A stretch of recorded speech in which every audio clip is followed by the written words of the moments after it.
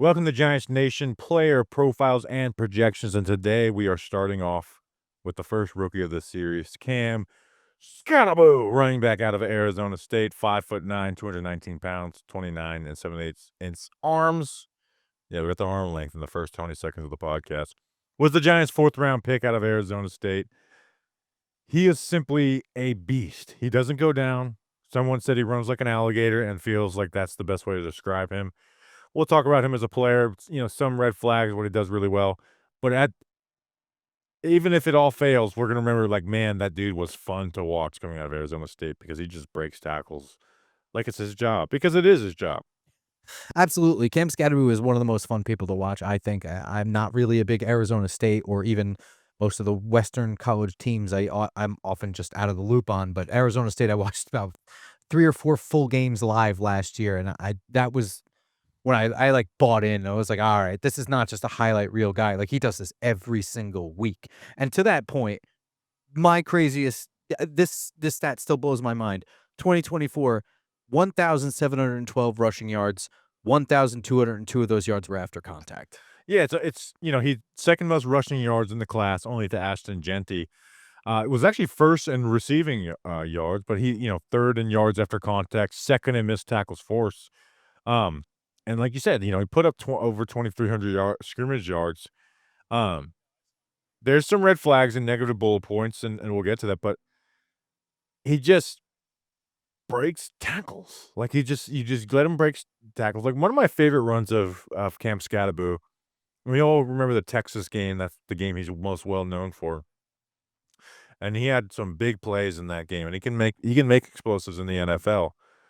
But it was actually a fourth down stop where they hand the ball off to him. He broke, I think, 2 or 3 tackles, including from, like, Alfred Collins, and then finally the 4th guy got him. But it's, like, just pure determination to get in the end zone no matter what it was, like, except for the 4th and final guy who actually did bring him down. Um, but he is just someone who just, like, it's simple. He breaks tackles, he runs low to the ground. But there is some, negatives to his game. There's some red flags. Um But I just watch him break tackles and make the most of runs, and I like that. Yeah, I mean, the contact balance is insane. I mean, that's a lot of it. It's not just the fact that he's not just running everybody over, it's just that he's not going down. Yeah, he's Uh, just his ankles are so strong. We saw him at camp for the first time today, and his legs are just way bigger than everyone he's around. He's a beast. It's not just random. no, and it's a mindset thing too. Like, he knows he's I don't think he knows his limitations actually is really what it is. I think he's just willing to just put his head down and run through whoever's in his way and just like you said, just sheer determination, get where you're going. Um, I do think that his ability to break tackles, especially on like a highlight level, makes people think that he is a run between the guards at all cost kind of running back, and I'm not really sure that that's his future. Well, I will say, like, I think he is limited to more inside zone and gap runs. Not to say that he just is, north south. I think there's a little more dancing in his game than people realize. Um, but it does he is kinda limited, like, he just doesn't have the speed to put him out on the corners. He's just not Correct. gonna be able to do that in the NFL. Like, the way to get him in the open field, like you would think on those outside zones, toss plays, is in the screen game or the receiving game, where I think he brings the most value as a receiver as a running back on this team, because then he'll be in the open field, and he can simply just break tackles without having to outrun a guy to the corner. Um, and those I mean, some of the plays that he stays up on those are just flat out amazing, but I do like the idea of pairing him with Tyrone Trace, who does have that speed, and having, hopefully a thunder and lightning type of backfield. Yeah, absolutely. And I don't want to bring too much like training camp into this conversation because what we see here, we don't really know how that's gonna move. But we did see a throw from Jameis Winston out to him in the flat. Actually, it was just a screen, right? And he took it into the end zone. It was a well placed ball. He's got smooth hands. He's getting him involved in the receiving game. He had 543 yards. Yeah, Receiving. he led the receiving yards for running back last year. Yeah, 44 catches on 52 targets. I mean, he's an actual asset in the receiving game as well. Not downfield, but he's not block hands out there. You know what I Yeah. mean? So you can get him out on the edge that way, and I think that you can wear down defenses in the middle with him. I think that he's really the biggest thing, and it became a story around time of the combine was that his 40 time just isn't that fast. I don't know. it does limit what he can do, but this dude's just a football player, right? Yeah, so and let's talk let me go through my write-up, and then we can kinda talk about how he fits in the Giants and then in the NFL, like and I hate to say this, but, like, there is a lot of negative bullet points, but I did get kinda Skattebo pilled before the draft where I'm like, I understand there's red flags, but I just like watching him, and I think there's a chance he can be a good ball player. But below average athlete at the running back spot, but plays on fire. Long speed isn't there and lacks the burst to really fire into the hole quick. Contract balance is great, just stays up. Never willing to go down, fights for every play. A downhill runner, knows one speed at the start of the rep, lacks patience allowing linebackers to declare early. Jump cuts are emphatic, doesn't string together cuts well. Cuts bring him too horizontal, losing downhill flow. Rushes too wide off of his blockers, feels leverage well and cuts off of it. Open field, sets up blocks and always breaks one tackle. Consistently wants to put a shoulder through you. Dips into contact and explodes out of it. Solid receiver, but more about getting in space. Has nice grabs downfield. Uh, can be a strong black blocker, but has whiffs throwing his shoulder into it. And I had him as a late third round player. The Giants got him in the beginning of the fourth. Yeah, absolutely. So I think that, you're not gonna change a tiger's stripes. You're not gonna make Cam Skattebo faster. I mean, you can clean up some of the technique things. I do think that when he The vision needs to be better for him to have a real long lasting impact and not just be a guy you get 5 carries per game. correct.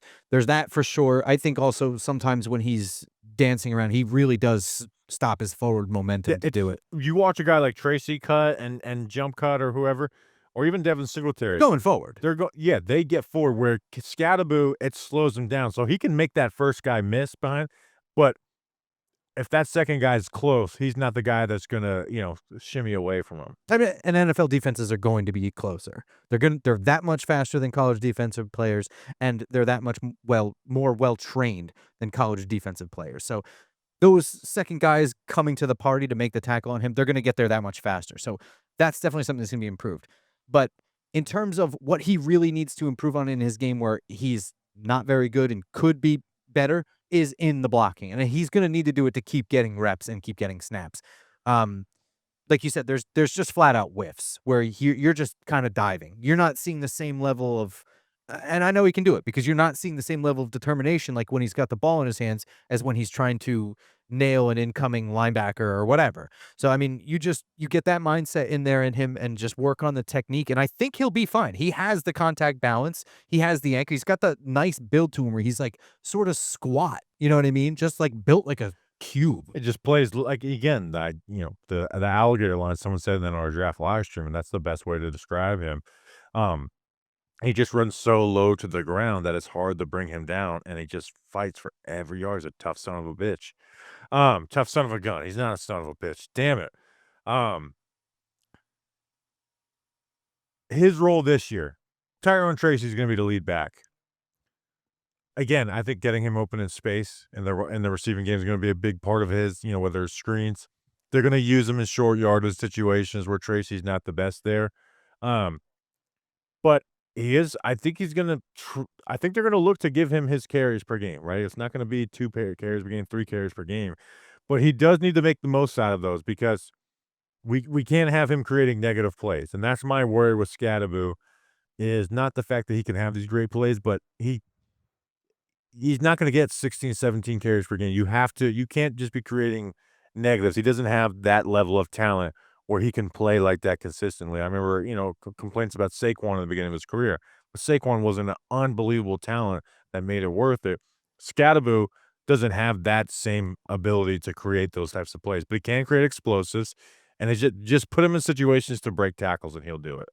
Absolutely, and I think that he'll get his snaps in increments throughout the year. I could see him getting 3, 4, 5 snaps week 1, and then by the end of the year, I mean, not even talking injury, right?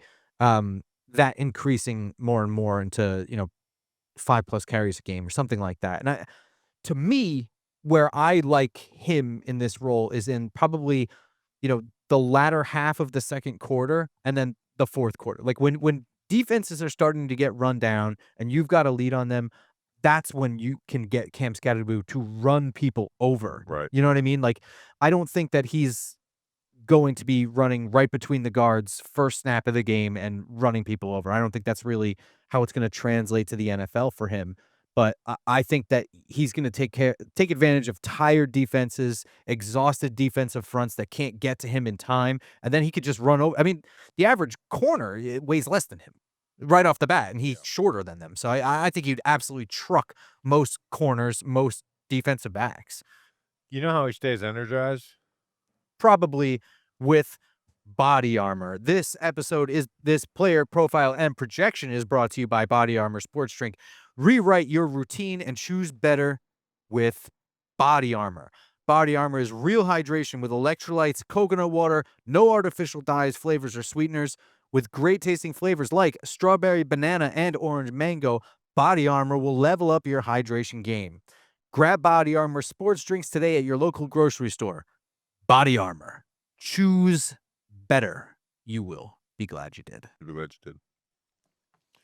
Who do we got next? We got Bobby, not Bobby Armor, Bobby Okereke. Bobby Okereke, 6'1", 240 pounds, 28 years old. Signed a 4-year, $40 million contract with the Giants in 2023, entering year 3 for the Giants. Last year had 93 tackles, 6 tackles for a loss, 0 interceptions, 2 sacks in 12 games before suffering a serious back injury. He had a flat-out bad last year coming off of a career year in 2023, and it's hard for me to figure out what Bobby Okereke is gonna contribute in his 3rd year for the Giants. Uh, so I'm not even really sure. So Bobby Okereke, when he was signed, I think it was more of like an ascending player, not a top talent on the market linebacker. Correct, and the contract showed that, and this is where I'm struggling with Okereke is Yeah. he had an amazing year in 2023. It wasn't just like a good year, like, I think he had one of the highest average values of all defensive players in the NFL. I think he was top 5 in that. So it wasn't just Giants fans being excited about a free agent, but he balled out in that 2023 season where he had a career high in tackles for a loss, sacks, pressures, passes defended, and interceptions. But last year was just kind of a worse version of himself on the Colts. He didn't play it fast at all. Offensive linemen were consistently climbing up to him. He wasn't taking on blocks well. He wasn't making any plays in coverage. His processing was just a step behind from what it was the year before in 2023, where he was a step ahead. So what Bobby Okereke looked like to me last year was a rookie linebacker. He looked like the guy who had all the athleticism and all the hype from the year before, where you're like, "Oh my god, this guy, he's gonna anchor the defense." And it's not like, I mean, he was bad, but again, it's not like he's doesn't belong out there. Everything just felt a step behind. Even guys catching passes in space, he was stopping his feet. They were running around him. 11% on missed tackles last year. Double digit percentage there. Um, I So, I mean, the story kinda came out ish through drips and drabs that some people in the building are a little bit more out on him than others Yes. at this point. And for me, where that's kinda hard is that Bobby Okereke the player, or is that more when he was brought in specifically for Wink Martindale's defense, and that those people were not sold on him, but they understood the situation when they brought him in and that this was gonna work, and for all its credit, it did work with Wink Martindale. It was amazing with Wick but here's what frustrates me about, like, well, he's in the new scheme. This scheme is way more similar to the scheme he was signed off of with the Colts. Way more similar. In fact, I think it's a better scheme. Like this, I'm not a, no one, everyone knows I don't sing Shane Bowen's praises. But if there's one scheme I cannot fucking stand was Gus Bradley. I hated Gus Bradley. Um, and he looked better in that Gus Bradley defense than what he did with Shane Bowen last year. So I don't give him the scheme excuse that, some people like to give him, even though he was clearly better than Wink, but we signed him out of a similar type of, maybe not even scheme, but a similar role for the linebacker spot. Because before 2023, he was a solid processor. He wouldn't be in the wrong spot, but I remember when they signed, like, I want to see him diagnose and play ahead, and he really did once he trusted the defense with Wink Martindale. I mean, with Wink, 5th in run stops, 20th in run stop rate, had 4 forced fumbles, 2 interceptions, created 2 interceptions with tip passes for McFadden and Pinnock, 5th in forcing completions, 1st in forcing completion rate, 5th in pass breakups, and 47 linebackers give up more yards than him. Um, with the Colts, like, those numbers were worse, but they were, like, solid linebacker numbers. Last year was 29th in run stop rate, gave up the 3rd most yards, in coverage, was 27th, like, he just everything just dropped from, like, top of the league towards bottom of the league numbers-wise and film and eye test wise. He was bad all over the place. There's not one redeeming spot where I thought that he was, like, kind of okay. It wasn't like Okereke had a terrible season the whole year. He wasn't like that. He did have some terrible games, but the issue was Okereke didn't have a great game last year. No, Like, not one. what game last year? Like, man, Okereke really had that game. So, No, in fact, Micah McFadden had those games. yeah, and again, McFadden didn't have the same year as he did with the Wingmore deal, but he had games that reminded you what this guy could be. That's what I'm not saying, "Oh, we gotta get him back to Wink," what he's doing. I don't have those expectations for Okereke, but he's gotta be someone who's not out of place, not having losing plays that lead to long runs, and also, let's get 4 or 5 games, man, where you're the person I wanna go clip all 22 film off, because in 2023, he's the guy I wanted to do it the most on outside of Dexter Lawrence. I think for me, what was most disappointing was him in coverage because I think that's where he has the natural ability. He's got the athleticism and the physical traits to be an asset in coverage. And I mean, dude gave up 300 yards in coverage last year. Uh, Gave it 38 of 48 targets, became receptions. It was just flat out bad. And like I said, there was tons of times where people were catching things in this flat and he's trying to break down and make a stop and he's just not making stops. People were getting extra yardage on him. It just wasn't, it never felt at any point he was playing downhill. It always felt like he was on his heels Yeah, all the time. which with the Colts, there was that was there, but he also had those plays, like Exactly. the inside zone, the basic runs. He did make some plays in coverage, right, undercutting, a running back in the flat, where last year you just didn't find those moments where, with Wink, it was all good all the time. He's gotta find himself. Regardless of what this regime or coaching staff thinks of him, he's important on this team. With if he's not playing well, it's a very weak linebacker core. Yep. Um, they need for this team to win games, for this defense to be what they hope it can be, Okereke has to be a vital part of this. I'm When it comes to the 2025 season, the Giants have done a lot to bolster the to bolster the defensive line. We'll say that. Um, we're not sure which of those guys are going to stick and which of those guys aren't, but they've certainly invested assets into, and they've identified that stopping the run was a problem last year. Yeah, but here's the thing is I don't know how much they improved it, and so are I, they gonna I, be keeping Okereke clean? I don't know if those things have been addressed to I don't think there's been these additions to make Okereke this better player. I think it's on Okereke to do better within a similar situation. Obviously, you have the Carters, the Odebos, the Hollands, but I don't think those guys are changing Okereke's situation very much.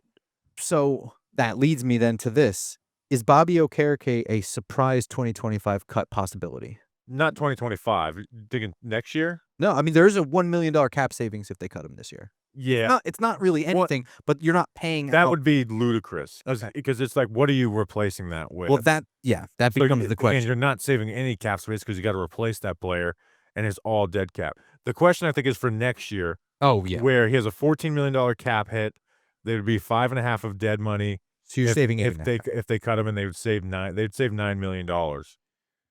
It's up to Okereke. Yeah. If he plays good this year, I don't wanna hear shit. No, we keep him on the $14 million cap hit, find a way to make him work. If he plays bad, then he'll if he plays like he did last year, it's gonna be an easy decision, right? New regime or not, like, it's just gonna be like, "Alright, well, we're cutting Okereke after 2 bad years." Well, it just becomes a financial decision at that point. My Yeah. point is that this regime has brought in Darius Moose out, neither one of us is super high on. He'll have his own PPP, but w there's, still Deontay Johnson in the wings. There's Chris There's Bortman. nobody to replace him, so There that's there part of the conversation too, is McFadden expiring deal, and he's not gonna be your number 1 linebacker. no. So and again, if he plays okay, I'm probably in the boat of keeping him around, but if you don't, you gotta have a clear-cut upgrade. I think no matter what, come 2026, the Giants are gonna be trying to address the linebacker position anyway, not including the McFadden situation. I think by 2026, they'll be thinking about adding in a player that maybe doesn't necessarily have to win the job. You still have Okereke, but in a best case scenario does, and you save $9 million Yeah, bucks. and again, I think they've only drafted They drafted Micah McFadden, Darian Beavers, and Darius Wassa. So no day 1, day 2 picks on the linebacker position. They've Obviously, also had more pressing yeah, they've needs. given the money up to Okereke when it was a huge need coming off that first year of this regime where it's like, they've gotta fix linebacker. This is terrible. Um, so Okereke, bounce back. We need it. I when he's right, it's one of the most fun players to watch because he can be a do it all linebacker. That Bills game still just lives in my head, the plays that he was able to make. Be that. Be that. Be close to that.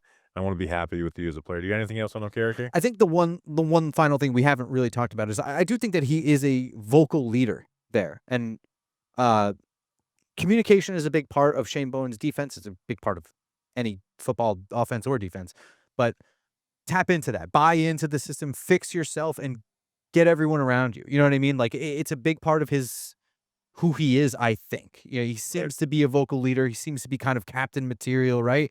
So uh, that's sort of an intangible that he has. If he can just fix his own stuff, he is an asset in that way. Yeah. Be an asset. Be an asset, Okereke. Alright, that's an episode. We will see you guys tomorrow. Until then, let's go Big Blue.